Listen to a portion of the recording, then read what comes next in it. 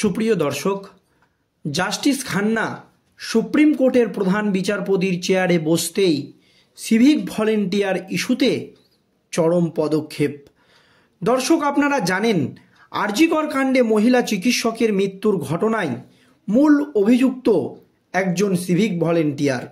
তারপরই সিভিক ভলেন্টিয়ারদেরকে নিয়ে সুপ্রিম কোর্টের প্রশ্নের মুখে পড়েছিল রাজ্যের শাসক দল তৃণমূল কংগ্রেস এবং মুখ্যমন্ত্রী মমতা ব্যানার্জি।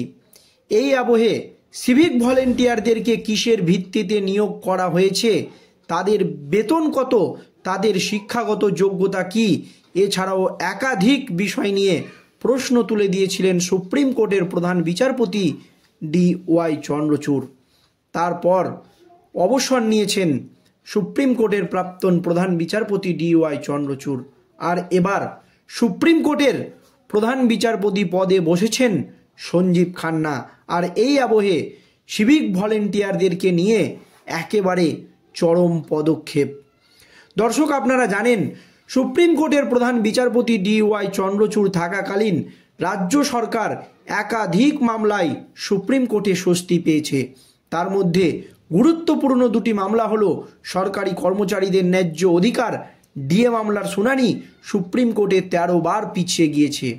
এই মামলায় অনেকটাই স্বস্তি পেয়েছে রাজ্যের শাসক দল। আর এছাড়াও আপনারা জানেন লোকসভা নির্বাচন চলাকালীন 26,000 চাকরি প্রার্থীর চাকরি বাতিল করে দিয়েছিলেন দুর্নীতির কারণে কলকাতা হাইকোর্টের বিচারপতিরা। এই রায়ে স্থগিতাদেশ দিয়ে দিয়েছিলেন সুপ্রিম কোর্টের প্রাক্তন প্রধান বিচারপতি D.Y. চন্দ্রচূড়ের নেতৃত্বাধীন ডিভিশন বেঞ্চ। এতে লোকসভা নির্বাচন চলাকালীন অনেকটাই স্বস্তি পেয়েছিল তৃণমূল কংগ্রেস।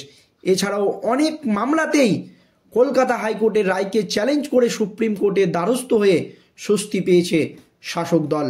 আর এই আবহে সুপ্রিম কোর্টের প্রধান বিচারপতি পদে সঞ্জীব খান্না বসতেই পরপর দুটি মামলাতে রাজ্য সরকার চরম ধাক্কা খেয়েছে। আর এই আবহে সিভিক ভলেন্টিয়ার ইস্যুতে একেবারে চরম পদক্ষেপ। কি পদক্ষেপ দর্শক দেখুন। রাজ্য পুলিশে কর্মরত সিভিক ভলেন্টিয়ারদের 3 মাসের প্রশিক্ষণ দিতে চাই ভবানী ভবন। এই মর্মে ভবানী ভবন থেকে প্রস্তাব গিয়েছে নবান্নে। ওই বিষয়ে নবান্ন এখনও চূড়ান্ত সিদ্ধান্ত না নিলেও প্রস্তাবে বলা হয়েছে জেলা স্তরে পুলিশ সুপার বা কমিশনারেট এলাকায় নগরপালের অধীনে ওই প্রশিক্ষণ দেওয়া হবে। দর্শক, এক পুলিশ কর্তা জানিয়েছে সিভিক ভলেন্টিয়ারদের দ্রুত প্রশিক্ষণের ব্যবস্থা করতে চেয়ে প্রস্তাব পাঠানো হয়েছে। সব ঠিক থাকলে জানুয়ারি মাস থেকেই ধাপে ধাপে সিভিক ভলেন্টিয়ারদের ওই প্রশিক্ষণের ব্যবস্থার কথা বলা হয়েছে ওই প্রস্তাবে। উল্লেখ্য, সুপ্রিম কোর্ট রাজ্য সরকারের কাছে জানতে চেয়েছে রাজ্যে কতজন সিভিক ভলেন্টিয়ার রয়েছেন এবং তাদের নিয়োগ কিভাবে হয়েছে। এই নিয়ে রাজ্যের তরফে হলফনামা জমা দেওয়া হয়েছে সর্বোচ্চ আদালতে। সূত্রের খবর, সিভিক ভলেন্টিয়ার নিয়ে সুপ্রিম কোর্ট কি অবস্থান নেয় তার জন্য রাজ্য প্রশাসন অপেক্ষা করছে। সেটি দেখেই পরবর্তী সিদ্ধান্ত নেওয়া হতে পারে। আর.জি. কর হাসপাতালে চিকিৎসক ছাত্রীকে খুন ও ধর্ষণের ঘটনায় গ্রেপ্তার হয়েছে এক সিভিক ভলেন্টিয়ার। তারপরেই একাধিক জায়গায় সিভিক ভলেন্টিয়ারদের বিরুদ্ধে দুর্ব্যবহার থেকে শুরু করে ক্ষমতার অপব্যবহারের নানান অভিযোগ উঠেছে। এই আবহে রাজ্য সরকার প্রায় 1,15,000 সিভিক ভলেন্টিয়ারের প্রশিক্ষণের সিদ্ধান্ত নেয়। কলকাতা পুলিশের তরফে তাদের এলাকার সিভিক ভলেন্টিয়ারদের প্রশিক্ষণের ব্যবস্থা করা হলেও রাজ্য স্তরে তা হয়নি। সূত্রের দাবি, রাজ্য পুলিশের তরফে এই 3 মাসে কী ধরনের প্রশিক্ষণ দেওয়া হবে সেটিও ওই প্রস্তাবে বলা হয়েছে। ভবানী ভবন সূত্রের খবর, প্রশিক্ষণ শুরু হলেও আইনের পাঠ দেওয়া হবে সিভিক ভলেন্টিয়ারদের। সেই সঙ্গে মানুষের সঙ্গে কেমন ব্যবহার করবেন তারা শেখানো হবে তাও। পাশাপাশি জরুরি পরিস্থিতিতে কি করণীয় এবং কোন কাজ করা উচিত নয় তা নিয়েও পাঠ দেওয়া হবে সিভিক ভলেন্টিয়ারদের। একই সঙ্গে নিয়ম শৃঙ্খলার পাঠ দেওয়ার কথা প্রস্তাবে রয়েছে। শারীরিক সক্ষমতার বৃদ্ধির জন্য যা যা বাহিনীর সদস্যদের করানো দরকার হয় তাও করানোর কথা বলা হয়েছে বলে সূত্রের দাবি। এক পুলিশ কর্তা জানান, এত সংখ্যক সিভিক ভলেন্টিয়ারকে প্রশিক্ষণ কেন্দ্রে প্রশিক্ষণের ব্যবস্থা করা যাবে না। তাই প্রস্তাবে বলা হয়েছে জেলা স্তরে পুলিশ সুপার বা নগরপালের তাদের প্রশিক্ষণের ব্যবস্থা করবেন। এই কথা কিন্তু রাজ্যের তরফে বলা হয়েছে।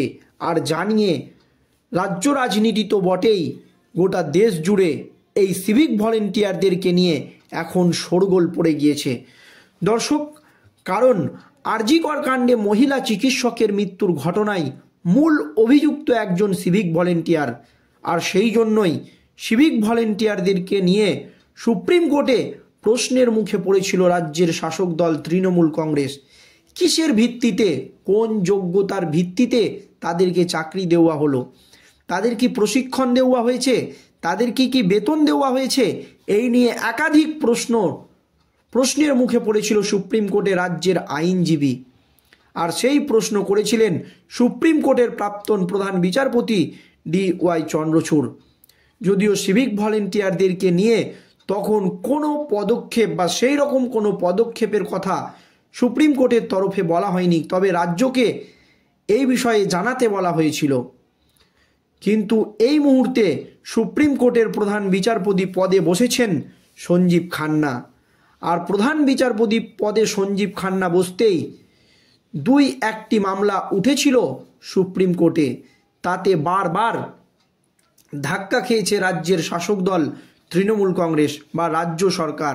আর এই আবহে আরজি কর কাণ্ডের মতো একটি নক্কারজনক ঘটনার মামলা এখনও সুপ্রিম কোর্টে চলছে।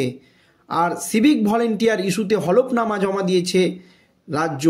এই মর্মে সুপ্রিম কোর্টের প্রধান বিচারপতি জাস্টিস খান্না কী নির্দেশ দেয় বা কী পদক্ষেপ নেয় তার আগেই সিভিক ভলেন্টিয়ারদেরকে নিয়ে বড়সড় সিদ্ধান্ত নিল রাজ্যের শাসক দল তৃণমূল কংগ্রেস, এক কথায় পুলিশ মন্ত্রী মমতা বন্দ্যোপাধ্যায়, যাতে সিভিক ইস্যুতে আবারও সুপ্রিম কোর্টে বড়সড় প্রশ্নের মুখে পড়তে না হয়।